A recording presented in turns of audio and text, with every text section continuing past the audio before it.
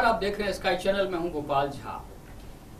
मोदी सरकार 3 साल का कार्यकाल पूरा करने वाली है, लेकिन तमाम तरह के जो संगठन हैं वो सरकार के खिलाफ आक्रोश जता रहे हैं। और बारी है केमिस्ट एसोसिएशन की, क्योंकि दिल्ली की एक बहुत बड़ी संस्था है all India organisation of chemist and druggist, जिसमें तकरीबन 8 लाख सदस्य हैं। और उसने मोदी सरकार को आंख दिखाई है कि अगर सरकार ने ई पोर्टल योजना लागू करने की हिम्मत जुटाई तो जो केमिस्ट हैं पूरे देश में वो हड़ताल करेंगे, सरकार के खिलाफ बड़ा आंदोलन होगा। एक तरफ रेलवे कर्मचारी आंदोलन की धमकी दे रहे हैं, दूसरी तरफ केमिस्ट के जो बड़ी धमकी है, इसको लेकर आज हमारी खास पेशकश तो हम चर्चा करेंगे कि आखिर मोदी सरकार से क्यों नाराज हैं पूरे देश के केमिस्ट। हमारे साथ बातचीत के लिए मौजूद हैं जिला केमिस्ट एसोसिएशन के अध्यक्ष प्रेम सेतिया, जो हमारे तमाम तरह के जो सवाल है उसके जवाब देंगे।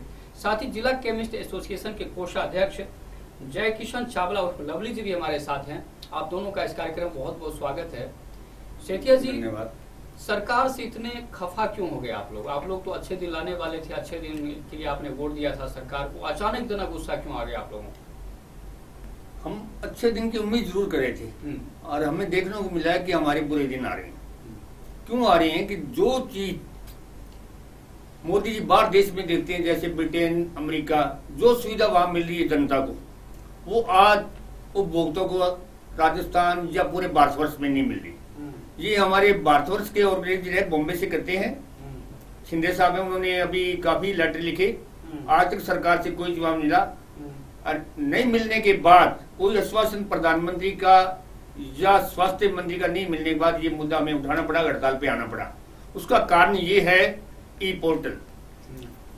जबकि भारतवर्ष में ऐसी सुविधा नहीं है कि हर गांव में बिजली हो, हर गांव में कोई इंटरनेट सुविधा हो, या हर गांव में कोई कंप्यूटराइज पुराने लोग जो केमिस्ट का काम करते हैं चलाना जानते हो या नहीं जानते तो वो लड़के को उपलब्ध करेंगे, ये तो मैं मानता हूं। पर ई पोर्टल संभव नहीं है। क्यों संभव नहीं है? कि वहां कई जगह तो गवर्नमेंट के डॉक्टर और हॉस्पिटल भी नहीं है। अगर वहां कोई भी फिजिशियन हनुमानगढ़ जिले से दवाई लिखता है, कोई सर्जन लिखता है और उसके पास पैसे नहीं है, वो गांव में जाके दवाई लेना चाहता है, तो वो किसका नाम डाले और कहाँ अपलोड करे? उसके पास इंटरनेट सुविधा भी नहीं है। और सुविधा में यहाँ देखते हैं कि सर्वर तो हनुमानगढ़ में डाउन है, तो गाँव में तो सर्वर मिल नहीं रहे। काफी दिन मैंने पहले पढ़ा था दिन अखबार में कि सरपंच लोगों ने भी हड़ताल की थी, और वो भी ये गवर्नमेंट चाहती थी कि ये हमें इंटरनेट पे डालें, हर कार्य डालें, मगर सक्षम कोई नहीं हुआ, ना उसको उपलब्ध करा पाया। आज भी केमिस्ट की ये दुविधा है कि छोटे छोटे केमिस्ट जो हैं, जिसकी मात्र 1500-2000 के सेल है, उसमें वो 15 या 20% मार्जिन लेता है, तो वो साधन ये उपलब्ध नहीं करा पाएगा। आज उसके पास इतना पैसा जागृत या पैसे वाला नहीं है इंडिया कि वो अपना कंप्यूटर है, इंटरनेट सुविधा ले पाए, या गवर्नमेंट बिजली की सुविधा दे पाए, या हर गांव में हॉस्पिटल दे पाए। ये नहीं दे पाना। उसके अलावा भी काफी रोष है लोगों में कि ये लागू करने से पहले हमें कम से कम उसके लायक बनाया जाए, उसके तारीखों पे लाया जाए, उसके लिए हमें इस लागू करने से 2 साल की ट्रेनिंग का टाइम दिया जाए, तो भी हम मानते हैं हमें कोई टाइम नहीं दिया जा रहा। ये कानून हम पे लादा जा रहा है, जो कि असंभव है, हम नहीं कर सकते, इसलिए हम हड़ताल पे आ रहे हैं। एक दिन का तो सांकेतिक हड़ताल है, और हो सका तो हम लंबी हड़ताल खींचेंगे इसको। धन्यवाद। सवाल ये है कि ई पोर्टल का इतना जो विरोध हो रहा है, देश हाई टेक्नोलॉजी की तरफ बढ़ रहा है, कहते हम लोग 21वीं सदी में जी रहे हैं, 22वीं सदी की तरफ हम रुख कर रहे हैं, लेकिन आज भी ई पोर्टल जैसे योजना है जो सरकार ला रही है, इसका हम विरोध भी कर रहे हैं। आखिर इस विरोध का और वजह क्या है? क्या अंदरूनी कारण क्या है इसके? अंदरूनी कारण कोई नहीं है जी। क्या मोदी सरकार ये चाहती है जैसे वो जापान में देखे वैसा ही इंडिया में लागू कर दें? यहाँ वैसी ना तो जनता है ना लोग हैं। पहले तो लोगों को ही इसके लिए जागरूक करना पड़ेगा, प्लेटफॉर्म बनाना पड़ेगा, उसके बाद बताएं।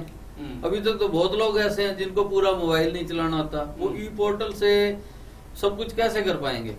केमिस्ट भी पुराने हैं, उनके पास टेक्निकल आदमी नहीं है, तो लोग इसलिए सब कुछ ऑनलाइन नहीं कर पाएंगे। बहुत लोग हैं जिनको एटीएम नहीं चलाना आता आजकल, तो वो कैसे ई पोर्टल से संभव है? पहले लोगों को जागरूक करें, लोगों को शिक्षा दें, वही प्रधान जी ने बताया, लोगों को नॉलेज तो इस चीज का, उसके बाद लागू करें। करना चाहिए लागू, कोई बात नहीं, देश तरक्की करेगा इससे, परंतु उसके लिए कुछ करना तो चाहिए ना इनको, इसलिए विरोध है हमारा। नहीं, जैसे अभी ऑर्गेनाइजेशन ने आपको कहा, मैंने आपका जो डिमांड लेटर जो चिट्ठी लिखी है सरकार, वो हमने पढ़ी उसको, उसमें साफ है कि अगर ई पोर्टल योजना लागू हो जाती है तो देश में दवाओं की कमी आ जाएगी। वो किस तरह की कमी आ उसका कारण सकती है? ये है, आज भारतवर्ष में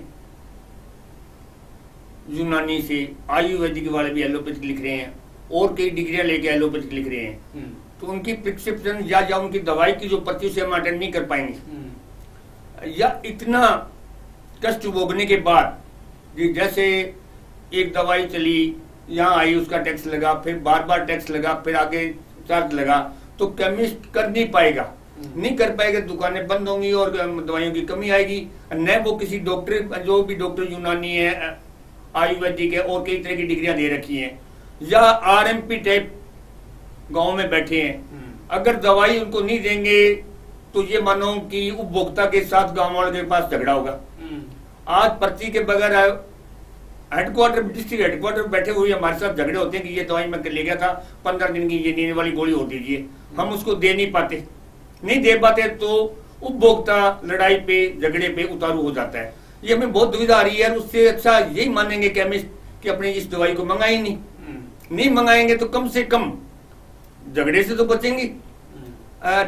झगड़ा किस चीज का है? आज गवर्नमेंट के नए नए कानून का, नए नए तरीके का, और इस तरह हमें परेशान करने का।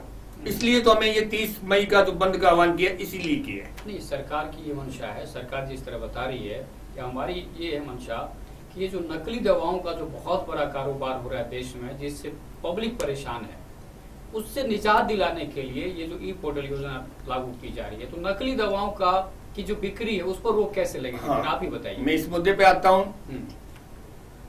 कोई भी गवर्नमेंट अगर ये चाहती नकली दवाई नहीं बने, तो कम से कम जो अवैध फैक्ट्रियां चलती हैं वहां से सैंपल पास होते हैं। अवैध आज भी गवर्नमेंट के जो भी कर्मचारी उनके बगैर नहीं चल सकती। अगर वहां से चलती है तो भी दवाइयां बाजार में नकली पहुंचती हैं। अगर वहां का प्रशासक, जैसे मान लिया जाए कि अपने मानते हैं कि शाहपुरा में लिखा होता है कि फैक्ट्री चल रही है, आज जोधपुर के पास एक फैक्ट्री चल रही है, तो वहां का प्रशासक क्या कर रहा है? उस प्रशासन को काम करना चाहिए, वहीं रोक देना चाहिए, उसे बढ़िया से बढ़िया, ज्यादा से ज्यादा दंड देना चाहिए। ये तरीका नहीं कि आप इस चीज को करके आप नकली दवाई रोक लेंगे। इससे तो नकली को बढ़ावा मिलेगा, बगैर बिल आएगा, बगैर बिल बिकेगा, कस्टमर कमाएगा। मैं नहीं मानता इसको उचित है, मैं तो इसको गलत मानता हूँ। चलिए आप बताइए लवली जी कि जैसे सरकार की जो मंशा है हम बता रहे हैं, वो ये कह रही है कि नकली दवाओं का बहुत बड़ा कारोबार, इससे आप लोग इत्तेफाक रखते हैं, कोई ये तो है नहीं कि बिल्कुल झूठी बात करी है सरकार। बिल्कुल सही है कि नकली दवाइयाँ खूब बिक रही हैं, कहीं मर्जी ले आई। तो उस पर रोकथाम के लिए कुछ पारदर्शिता लाने के लिए इस तरह की योजना बनाने पर सरकार विचार कर रही है। आप लोग इस तरह विरोध करेंगे तो फिर नकली दवाओं की जो रोकथाम की बात हम लोग करते हैं, कैसे संभव होगा?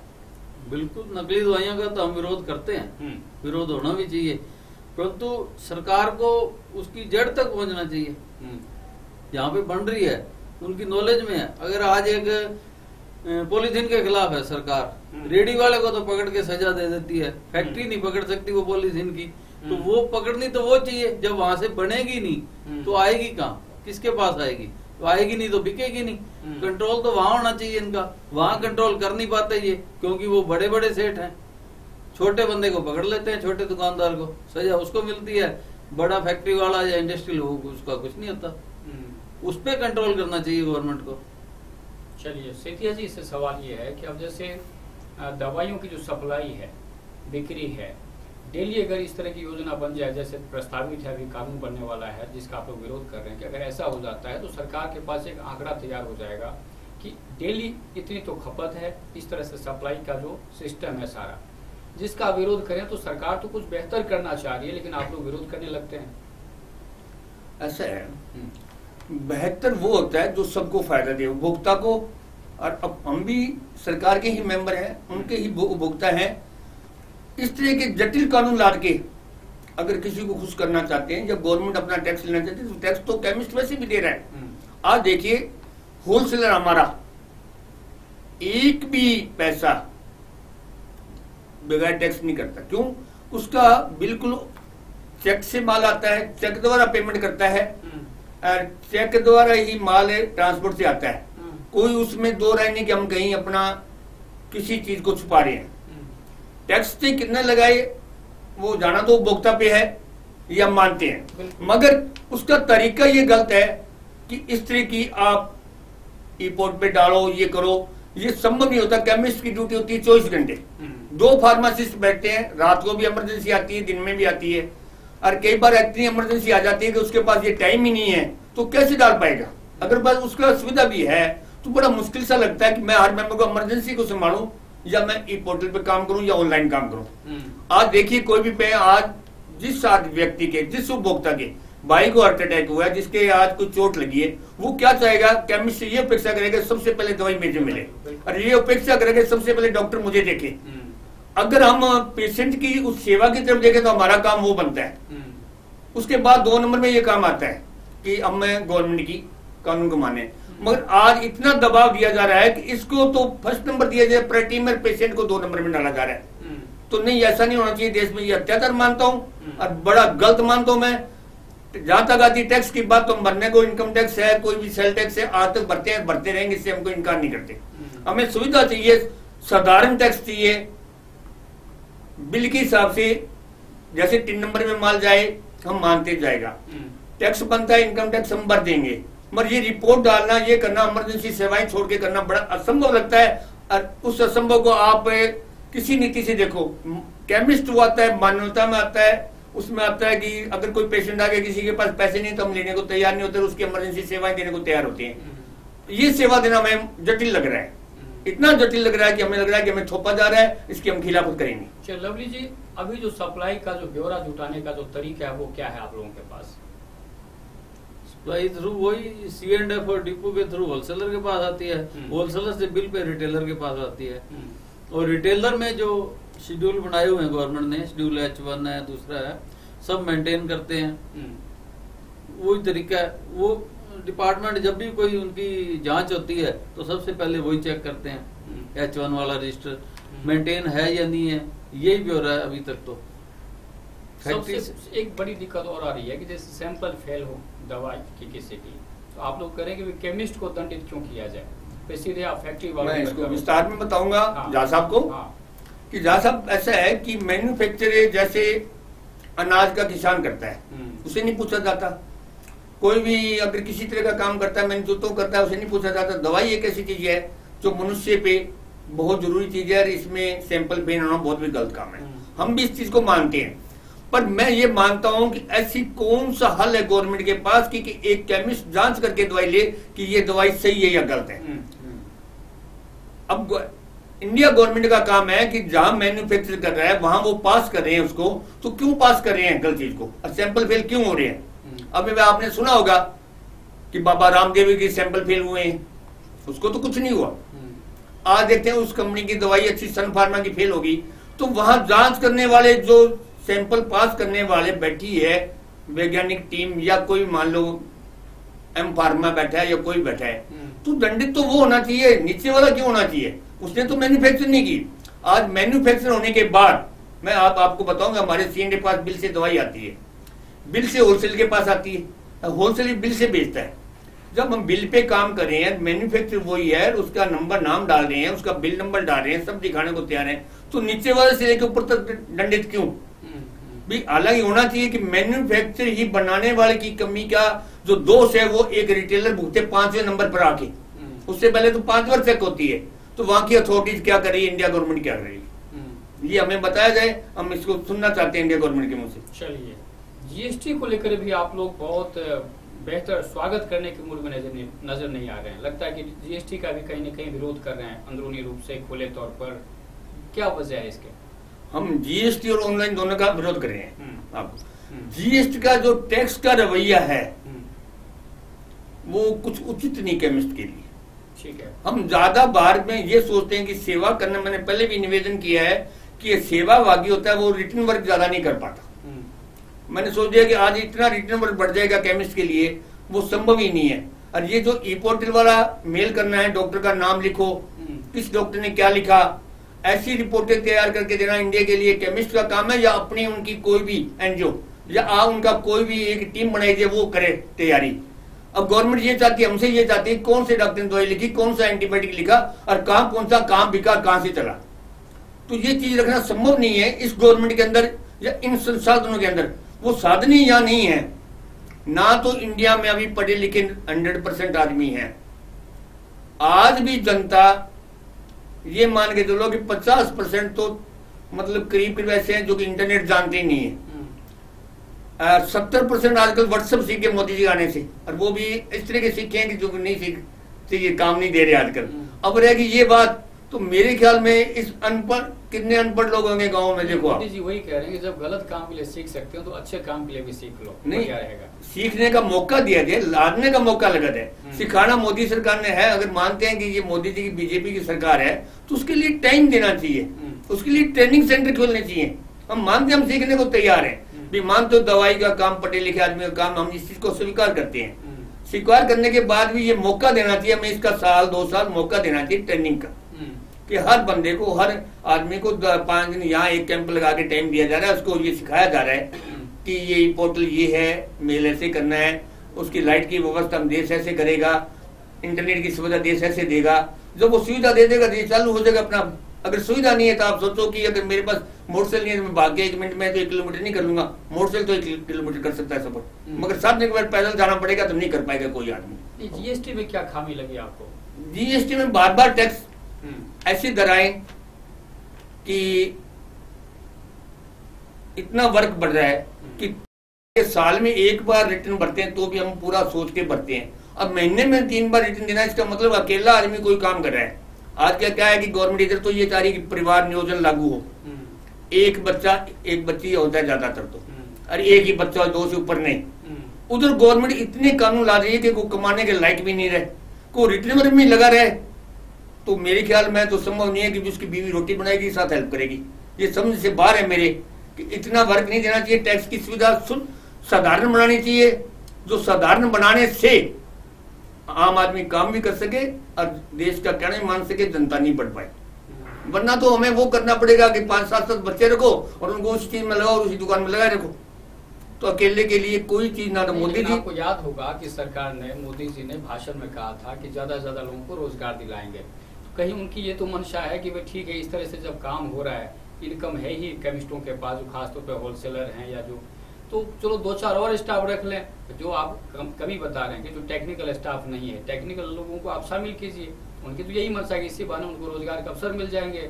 बाद में चुनाव में कह सकते हैं कि साहब हमने इतने लोगों को रोजगार दिलवा दिया। देखो आज मैं मान रहा हूँ ये टॉफी देने वाली बच्चों की बात है, झूठा प्रचार है। और बिल्कुल ये जो अच्छे दिन आएंगे वो नहीं आ रहे, किसी के लिए नहीं आ रहे। हम तो मैं किसान भी हूँ और आज केमिस्ट भी हूँ और मैं और व्यवसाय से भी जुड़ा हूँ, मगर मैं मानता हूँ कि ये आंकड़े ही साबित हो रहे हैं, बल्कि इस धरती पर नहीं आ रहे वो आंकड़े। अभी हमें देखने को नहीं मिले, मतलब अच्छे दिन नहीं आएंगे, अच्छे दिन आने की उम्मीद भी नहीं करते। अच्छा, उम्मीद भी नहीं करते हैं। मैं इस सरकार से इस तरह से लागू करके एक्ट को करके जनता के लिए एक्ट वो बनाया जाना चाहिए कि जनता अच्छा काम कर सके, अच्छा टैक्स दे सके, गवर्नमेंट को अच्छा उभार सके। उसको डिफिकल्टी में फंसा के 1 साल में 1 रिटर्न बननी, 1 महीने में 3 रिटर्न बननी, तो वो रिटर्न का ही काम करता रहेगा। वो काम कर पाएगा, कमा कहाँ पाएगा, टैक्स कहाँ दे पाएगा। आप सोचिएगा, आपको अगर आप आज मीडिया में हैं और आप बैठे हैं काम कर रहे हैं मीडिया का, और आपको 4 बार इनकम टैक्स में जाना पड़ेगा, 4 दिन तो आपके बेकार गए। 4 दिन बेकार के, 4 दिन का वो काम को 1 दिन तैयारी में लगेगा, 1 दिन आप समझाओगे, नहीं तो पेनल्टी है आपकी। तो ये संभव नहीं हो सकता। अब आप लोग क्या करेंगे फिर? 30 को बंद कर रहे हैं। 30 को हम बंद करेंगे, सांकेतिक हड़ताल है। हो सके हम बंद, तो वैसी दुकानें होने जा रही है, हो सके हम आगे लंबा टाइम खेचे। हमारी जैसे OECD RC कहेगी, जो हमारे ऊपर का नेता कहेगा, वैसा हम मानने को तैयार है। 30 मई को जिले भर के जितने भी केमिस्ट हैं वो अपनी दुकानें बंद रखेंगे। हाँ, जिले हो चुका है, तय हो चुका है। आपातकालीन सेवाओं के लिए क्या करेंगे फिर? हम तो कलेक्टर साहब को लिख के देंगे, सरकारी हॉस्पिटल में आपातकालीन सेवा रहेंगी, हम कोई सेवाएं नहीं दे पाएंगे। प्राइवेट हॉस्पिटल में जो नहीं है, सब बंद करवाएंगे। हमारी यही एक हर तरफ से अच्छा प्रयत्न करते हुए बंद का हम पूरा जिला बंद कराने की कोशिश करेंगे। अगर सेवाएं किसी लेनी है तो मैं तो आज आपके माध्यम से या ये जो अखबार जो है पेपर के माध्यम से मैं ये लिखूंगा कि 30 मई से पहले जो इमरजेंसी दवाएं हैं या जिसकी शुगर है, हार्ट है, वो ले ले। नहीं, लेकिन एक इमरजेंसी अगर कोई आपातकालीन स्थिति पैदा हो जाए तो फिर उसमें तो आपका धर्म बनता है कि आप उसका सहयोग करें। बिल्कुल हमारा धर्म बनता है। उस टाइम मौके पे हमारी जो भी टीम काम करेगी वो देखेगी मौके की इतनी इमरजेंसी है, सेवाओं से मुक्त रखेंगे। वो उस टाइम का डिसीजन लिया जाएगा कि किसके पास कोई दवाई उपलब्ध है तो हम कराने की कोशिश करेंगे। मगर हम जनता से, यहाँ के जितने भी हनुमानगढ़ जिले के भाइयों से, बहनों से हम खेद प्रकट करते हैं, माफी मांगते हुए हम कहते हैं कि इमरजेंसी दवाई पहले ले दे नहीं पाएंगे। उसमें कलेक्टर साहब को जरूर लिखेंगे कि अपनी हर तरह से तैयारी रखें। ये तो आपके आंदोलन की बात है, आपके गुस्से की नीतियों की वजह से आप लोग गुस्से में काफी, लेकिन पब्लिक भी बहुत ज्यादा खुश नहीं होती है केमिस्टों से। अब उसकी भी थोड़ी सी बात कर लेंगे। हालांकि इस कार्यक्रम में इन बातों को लेना ठीक नहीं था, लेकिन मुझे लगता है कर लेनी चाहिए, क्योंकि ताजा प्रकरण है कि केमिस्टों के ऊपर सबसे बड़ा आरोप लगता है, अधिकांश केमिस्टों पर, जो नशे की गोलियां बेचता है। अभी 2-3 कार्रवाई हुई है जिससे कहीं न कहीं जो मेडिकल स्टोर के जो संचालक हैं या केमिस्ट एसोसिएशन के प्रतिनिधि हैं आप लोगों को लगा होगा कि यार कहीं न कहीं जो है ना बेइज्जती तो हो रही है। फिर करते तो 4 हैं, 10 हैं, 20 हैं, परसेंटेज है उनका, लेकिन बदनाम तो पूरी कौम होती है। तो ऐसे लोगों के खिलाफ क्या कार्रवाई करेंगे संगठन स्तर पर? मैं आपसे निवेदन कर दूं, पहले तो मैं हमारे यहाँ के एसपी श्री यादराम फांसल का धन्यवाद करना चाहूँगा। उसने थोड़ा सा सख्त रूप अपनाया है, अच्छा लगा, हमें भी अच्छा लगा। वैसे हमें वहाँ रोष प्रकट जरूर किया है, पर इसमें हमें ये लगा कि हमारा यहाँ का जो भी पुलिस ऑफिसर है बहुत बढ़िया आए हैं और उन्होंने इस नीति पे काम किया है। उस मीटिंग में मैं भी गया था, तो मैंने कई सवाल पुलिस से भी पूछे। आप तो खूब गुस्से में थे। आपको हाँ, गुस्से में उसका कारण बताता हूँ, उसका कारण बताता हूँ। चाहे केमिस्ट पकड़ा गया चाहे अन्य पकड़ा गया, और उसको सप्लाई कौन देता है? कोई तो सप्लाई देता है, वो घर से तो मैन्युफैक्चर करता नहीं है, घर में भी नहीं बनाता। मैंने डिपार्टमेंट से एक ही मांग की थी कि मुझे आज तक ये बताया जाए कि ये आदमी हमने प्राइवेट पकड़ा, ये आदमी शख्स को हमने केमिस्ट को पकड़ा, तो उसका सप्लायर एक होलसेलर है या बाहर से माल आ रहा है। उस आदमी को जब तक जड़ से नहीं पकड़ेंगे ये नशा खत्म होने वाला नहीं है। मैंने कभी भी, मेरे करीबन ये हो गया कि 18 साल प्रेसिडेंट को हो गया डिस्ट्रिक्ट का, मैंने कभी किसी नशे वाले केमिस्ट की पक्ष नहीं की और हमेशा उनको मीटिंग में यही समझाया कि नशा मत बेचो। फिर भी अगर 95 सफेद पेटे में 5 काली पेटे होती है, हर तरह के बिजनेस में होंगी, चाहे कौन सा डिपार्टमेंट, वहां भ्रष्ट भी होंगे। ये तो मैं मानता हूँ। मैं उनको यहाँ से यही कर सकता हूँ कि मेरी मेंबरशिप से निष्कासित करता हूँ, मैं वहां उसको वोट राइट नहीं देता, हम उसको सहयोग नहीं करते, उसके लिए सिफारिश नहीं करते। मगर मैं पुलिस डिपार्टमेंट से ये सवाल जरूर करा था कि ऐसे मैंने 5 मुद्दे गिनाए कि जिसमें आप मुझे बताइए कि इसको सप्लायर कौन है। जब तक हनुमानगढ़ जिले का बड़ा सप्लायर, जिसका नाम मैं ओपन तो नहीं ले पाऊंगा, मगर पुलिस डिपार्टमेंट ममता जी जो आईपीएस है उनको मैं बता चुका हूं कि पकड़िए ना उनको, नंगा कीजिए ना उनको, बंद तो ना कम से कम। पुलिस वाले भी जो है ना छोटी मछलियों को पकड़ने में इंटरेस्टेड है। हाँ, मतलब जब तक सप्लायर नहीं पकड़ा जाएगा, लगाना चाह रहे हो। मैंने फिर उनको निवेदन किया, एक अच्छे आंकड़े पे किया, लिखित आंकड़े पे मतलब निवेदन किया कि आप लोग, हमारे क्या सिस्टम होता है साहब, जा साहब, कि एक राजस्थान में एक ही सीएनडीएफ होता है जिसे दवाई सप्लाई कंपनी करती है। आगे वो हमारे को पूरे जिले के जितने स्टॉकीज होते हैं, 2 या 3 होते हैं, उनको सप्लाई होती है। उसके बाद हमारे रिटेलर को सप्लाई होती है, बिल से सप्लाई होती है। तो वो अगर आंकड़े सीएनडीएफ से मंगाए जाए तो ठीक है, पुलिस से भी मंगाए, कलेक्टर मंगाए, नहीं तो हमारे ऑफिस में हमारे अधिकारी हैं, एडीसी डीएस ऊपर, उनके पास पड़ा है। तो मैं क्या, आप उपलब्ध करा लो, उनसे देख लो या उनको बुलवा लो, जैसा भी है।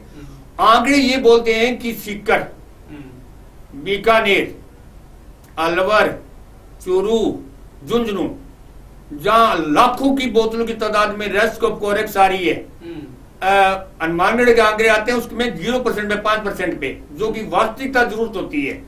अगर हनुमानगढ़ का होलसेलर मंगाता होता तो आंकड़े जरूर बोलते, और आंकड़े नहीं बोल रहे। ये मैं मानता हूँ नशा इस एरिया में बिकता है, प्राइवेट लोग भी बेचते हैं, 2-4 केमिस्ट भी बेचते होंगे, पर मैं कहता हूं जहां से आ रहा है वहां तक की जांच की जाए, या उस जो कॉपी है वहां की स्टेटमेंट है उसके आधार पे काम किया जाए, तो पता लगा कि हनुमानगढ़ के होलसेलर बेचते हैं, रिटेलर बेचते हैं, कि बाहर का लोग बेचते हैं। तो सही आंकड़े देने के बाद उस पर कार्रवाई होनी चाहिए। आज तक कार्रवाई क्यों नहीं? ठीक है, ये मेरा एक विद्रोह है कि उस पर जाएं, उसकी तह तक जाएं। मैं आपको याद करा दूं एक बार, नवीन जैन जी यहाँ कलेक्टर थे किसी टाइम पे, उस टाइम संग्रिया के अंदर अत्यधिक नशा बिकता था। नवीन जैन जी ने, उप्पल साहब उस टाइम ड्रग इंस्पेक्टर थे, आज प्रमोशन हो चुका है, छापा लगाया, 2 को संग्रिया पड़ा, एक केमिस्ट एक नॉन केमिस्ट। उसके बाद उन्होंने सप्लायर को पकड़ा, वो डब्बा का जिंदल था, तो वहां तक लाखों बोतलें पकड़ी गई। तो आज ये पुलिस भी, ये प्रशासन भी ये काम कर सकता है जो संभव है। वही है कि खाना पूर्ति नहीं करे, कुल मिला के पुलिस और प्रशासन जो है वो खाना पूर्ति नहीं करे। बड़े बड़े जो मगरमच्छ हैं, जो नशा बेच रहे हैं, जो सप्लाई, उनको भी पकड़े। ये आपने बड़ी अच्छी बात कही। लेकिन चलिए एक पब्लिक की बात और कर लेते हैं। आमतौर पर जेनेरिक दवाई जो है वो काफी सस्ती मानी जाती है। सरकार प्रचार भी खूब करती है कि जेनेरिक दवाई, डॉक्टरों को भी कहा जाता है कि जेनेरिक दवाई लिखो, लेकिन वो ब्रांडेड लिखते हैं। वो ब्रांडेड का रेट बहुत ज्यादा होता है, सबको पता है, ज्यादा महंगा है। आजकल तो वैसे देखा जाए तो चिकित्सा सेवा सबसे ज्यादा महंगी हो गई है। आदमी जमीन बेच के, जायदाद बेच के इलाज करवाता है, फिर भी ऊपर वाले की मेहरबानी बच जाए तो ठीक है।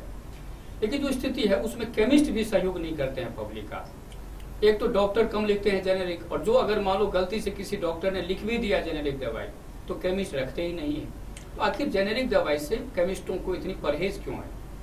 मैं आपको आज भी अर्ज कर दूं, मैंने पहले भी कहा है कि सप्लायर वाला जैसे कहना, आज मैं उसमें मैं इंडिया गवर्नमेंट को गलत मानता हूँ।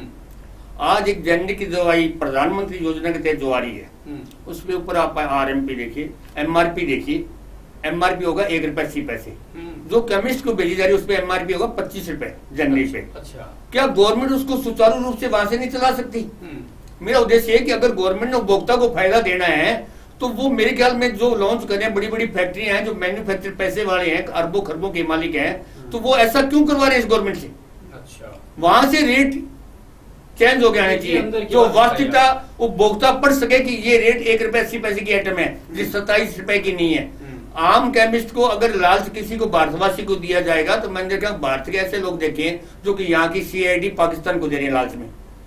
भूखा देश है, लालच में हर आदमी प्राणी आ सकता है, मगर ये सुचारू रूप तो गवर्नमेंट को करना चाहिए। या सरकार ही दोहरी बात कर रही है पब्लिक के सामने, आज पब्लिक को तो गुमराह कर रही है कि आज मैं एक एंटीबायोटिक जो चलता है, मान ली 5 रुपए की गोली है और उस पर प्रिंट 50 रुपए आ रहा है, तो क्या गवर्नमेंट की निगाह में नहीं है वो आ रहा है? करने वाले तो वही है वहां के। बिल्कुल। तो कौन कर रहा है, कौन करवा रहा है इस हेराफेरी को? गवर्नमेंट करा रही है कि केमिस्ट कर रहे हैं? ये बताइए। चलिए लास्ट में ये है कि आपने नियमों की बात कर ली, कानून की बात कर ली, लेकिन क्या जो केमिस्ट है सारे नियमों की पालना करते हैं? सबसे बड़ी विसंगति तो देखने को, जो आज E-पोर्टल का तो विरोध कर रहे हैं क्योंकि सरकार उसमें चाहती है, लेकिन केमिस्टों के पास खुद के पास जो है उनके पास फार्मासिस्ट की डिग्री भी नहीं है, वो किराए पर लेके काम चलाते हैं। तो नियमों में इस तरह से बदलाव कैसे, क्यों नहीं हो? ये भी आप किसकी 50% हनुमानगढ़ जिले में खुद फार्मासिस्ट है। 50% तो नहीं है, 50% मैं मान तो नहीं है, किराए पे मान लो या शेयर पे मान लो। ये कमी किसकी दर्शाएंगे, किसकी दर्शाएंगे? आप भी मानिए आज देश में काम की कमी होना, फार्मासिस्ट पे ये क्यों नहीं कानून लागू कर सकते कि आप इस पे इस तरह काम नहीं कर सकते? लागू करना चाहिए इस कानून का, हम स्वीकार करते हैं, स्वागत करेंगे। मगर यहाँ की प्रशासनिक मजबूरी है कि दवाई तो सारी जगह मिलनी चाहिए, सारी जगह फार्मासिस्ट जाना नहीं चाहता या उसको कोई उपलब्ध नहीं हो रहा, तो कोई तो सोर्स निकालेगा। केमिस्ट्री वो भी मिलना तो होगा ही है, और वो भी शायद अगर गवर्नमेंट चाहे तो कोई संभव नहीं है। आज उनको नौकरियां दे, उनका फार्मासिस्ट को नौकरी मिल जाए तो काहे का फार्मासिस्ट लगेगा? मेरे को सिस्टम सुधारने का काम सिर्फ सरकार का है। एक बात, अच्छा सिस्टम सुधारे, वो तो नहीं सुधारती, जो नहीं सुधारना उसको सुधार रही है, हम तो ये मानते हैं। चलिए लवली जी, लास्ट में आपसे ये सवाल है कि 30 तारीख का कार्यक्रम क्या कुछ रहेगा? सिर्फ दुकानें बंद रखेंगे या कोई विरोध प्रदर्शन भी आप लोगों का? दुकानें बंद रखेंगे, केमिस्ट इकट्ठे होंगे, जिला स्तर पर तो कलेक्टर साहब के यहाँ ज्ञापन देंगे और तहसील स्तर पर तहसीलदार को भारत सरकार के नाम ज्ञापन देंगे, जिसमें अपनी मांगे रखेंगे, जो कि इन्होंने गलत तरीके से हमें हमारे ऊपर कानून थोपना चाहे, उसके बारे में हम अपनी मांगे रखेंगे। तो ये थी आज की हमारी खास पेशकश, जिसमें आपने देखा और सुना किस तरह केमिस्ट एसोसिएशन के जो प्रतिनिधि हैं वो सरकार से खफा हैं। लिहाजा 30 मई को, यानी पूरे देश की बात करें कि वहां पे जो केमिस्ट लोग हैं वो अपनी दुकानें बंद रखेंगे और सरकार पर एक दबाव डालेंगे कि वो जो ई पोर्टल योजना है उसको लागू नहीं करे। देखना यह है कि सरकार केमिस्टों के आगे झुकती है या नहीं झुकती है। आप सभी इस कार्यक्रम में आए, आप सबका बहुत बहुत धन्यवाद।